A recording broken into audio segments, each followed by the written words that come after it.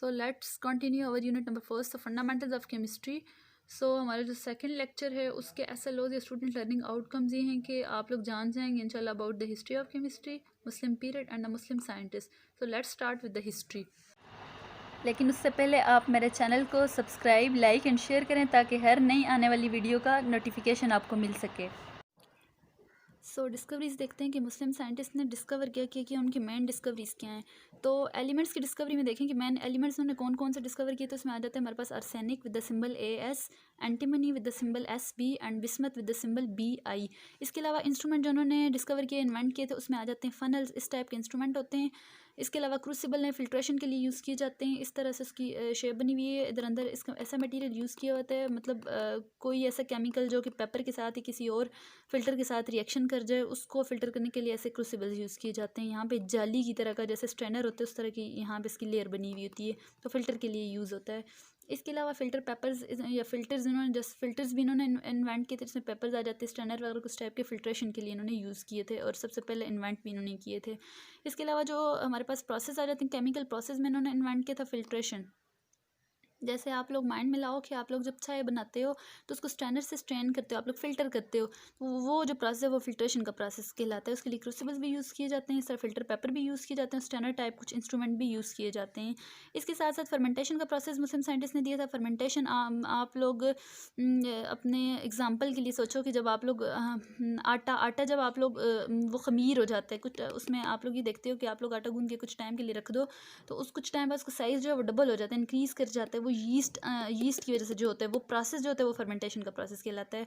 इसके अलावा ये वाला प्रोसेस अल्कोहल भी इसी प्रोसेस से तैयार की जाती है, फर्मेंटेशन के प्रोसेस से।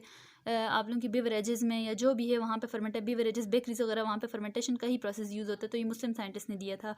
इसके साथ साथ आ जाते हैं डिस्टिलेशन की तरफ। डिस्टिलेशन आप लोगों के पास कोई भी मिक्सचर है, लेट सपोज आप लोग माइंड में लाओ कि क्रूड ऑयल है या ज़मीन के अंदर से गंदा तेल जो निकाला जाता है, उसमें बहुत सारी चीज़ें होती हैं, केरोसिन है, डीजल है, पेट्रोल है, इसके अलावा पैराफिन है, ये जो कोल तार रोड पे यूज़ की जाती है, सारी चीज़ें उसके अंदर मौजूद होती हैं।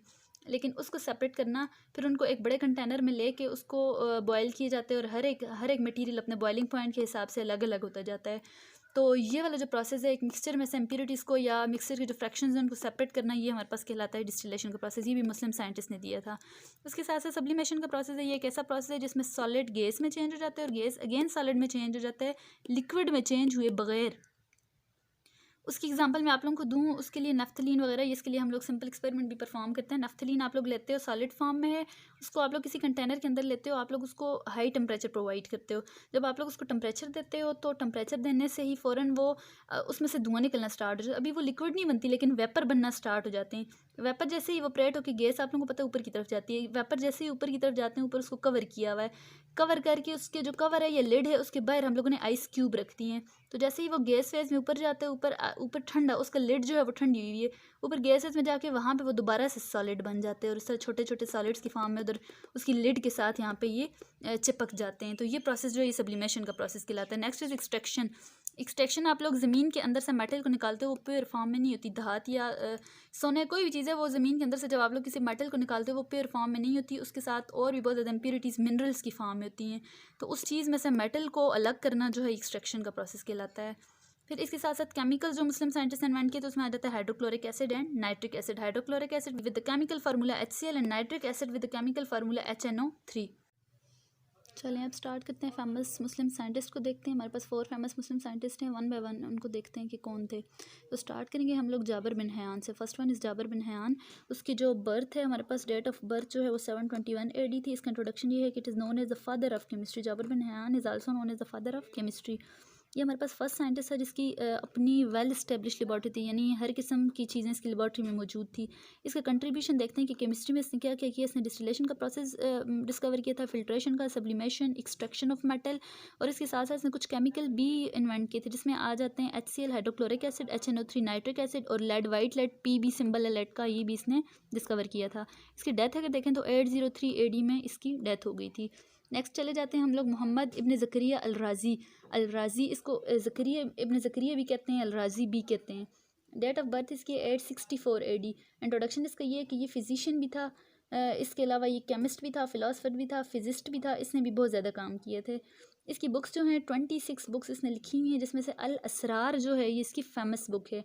और अल असरार में उसने डिफरेंट केमिकल प्रोसेस डिस्कस किए हैं, केमिस्ट्री से रिलेटेड ये बुक है और डिफरेंट केमिकल प्रोसेस डिस्कस किए हैं। कंट्रीब्यूशन क्या है इसका, इसने सब्सटेंसेस को 4 डिफरेंट बेसिस पे डिवाइड किया था। इसके अलावा इसने डिफरेंट सब्सटेंसेस को, केमिकल्स को लिविंग और नॉन लिविंग ओरिजिन पे भी डिवाइड किया था। और लिविंग वो होते हैं जो ज़िंदा चीज़ों में पाए जाते हैं या लिविंग थिंग्स ऑब्टेन किए जाते हैं, वो हमारे पास मोस्टली आजकल मॉडर्न वर्ल्ड में ऑर्गेनिक कंपाउंड कहलाते हैं। हमारे फर्स्ट लेक्चर में आप लोगों ने ऑर्गेनिक केमिस्ट्री पढ़ा था, तो वो ऑर्गेनिक कंपाउंड जो कार्बन और हाइड्रोजन पे बेस करते हैं वो सारे ये इब्न ज़करिया राज़ी ने उनको डिवाइड किया था कि कुछ लिविंग है कुछ नॉन लिविंग है, और लिविंग जो था वो ऑर्गेनिक बन गए और नॉन लिविंग इनऑर्गेनिक बन गए। इसके साथ साथ इसने अल्कोहल को भी तैयार किया था by the process of fermentation, और इसकी डेथ है 930 AD। उसके बाद नेक्स्ट है अलबेरूनी। तो अलबेरूनी जो था इसकी डेट ऑफ बर्थ है 973 AD, और इसका इंट्रोडक्शन ये है कि ये फिजिस्ट भी था, एस्ट्रोनॉमिस्ट भी था, मैथमेटिशियन भी था और साथ साथ ही केमिस्ट भी था। इसका कंट्रीब्यूशन ये है कि इसने केमिकल प्रोसेस और केमिकल कम्बिनेशन मीन कि कैसे दो केमिकल्स या डिफरेंट केमिकल्स आपस में कंबाइन होते हैं और क्या नई चीज़ बनती है, ये चीज़ इसने डिस्कस की थी। इसके अलावा इसने डेंसिटीज़ को भी डिस्कवर किया था, डिफरेंट सब्सटेंसेस की डेंसिटीज़ कहते हैं आप लोग मास पर यूनिट वॉल्यूम, कि ख़ास जगह में किसी चीज़ का कितना वॉल्यूम आ सकता है, ये चीज़ डेंसिटी कहलाती है। Density is equal to, density को आप लोग रिप्रेजेंट करते हैं रो से। Density is represented by rho is equal to mass per unit volume m/v। तो ये चीज़ भी हमें दी थी अलबेरूनी ने। इसके अलावा इसकी डेथ जो है वो है 1048 AD। नेक्स्ट आ जाते हैं हम लोग इब्न सीना। इब्न सीना जो है आप लोगों के पास इसकी डेट ऑफ बर्थ है 980 AD। इसका इंट्रोडक्शन ये है कि ये आप लोगों के पास कहलाता है अरिस्टोटल ऑफ मुस्लिम वर्ल्ड, मुस्लिम दुनिया का अरिस्तु कहलाता है। अरिस्टोटल ऑफ मुस्लिम वर्ल्ड, मुस्लिम दुनिया का अरिस्तु।